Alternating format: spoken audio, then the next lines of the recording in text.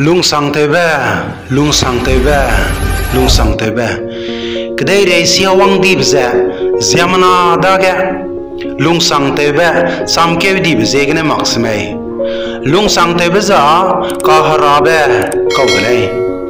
aiza ki ibege lung sang tebe zarang lei mi moi gene lung sang tebe gum za mi kring bege lung sang tebe kau samke di lei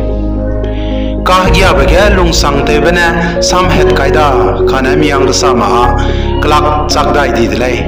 lung sang tebe ga bze gene punui kang me ze saugai ni me mi songa la de lei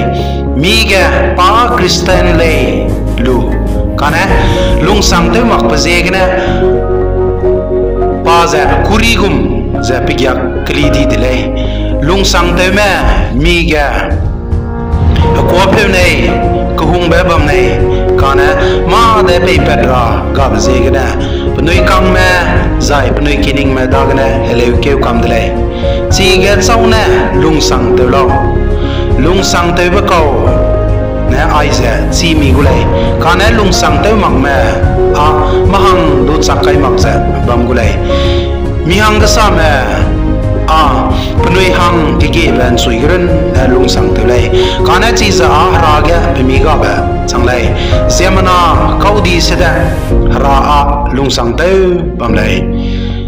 krista ga lung sang te be gena te kan ring ba lu tau lu ba ga dai lak lai ra betun mak za anui pere ga lung sang te lai lung sang te be za zemana kring be ga pe mi hung ba ket lai chi za mi hewna lui chi lak lai kana ra gena mi lui lung tak ki ba pat pa ko da se mi gu kalung sang ba lui lung za mi kring be gu hewra ki ba ko lai namai ga mi run na mi gu kalung sang ba za ning mi gai ni kelai lung sang te chi desai na ra lui lung tak mi da ga pat gu da se ra na kdei re za ungum za lung sang te mena kdei re ya iba te gu da se mi da ga ra lui lung tak pat desai mi ra me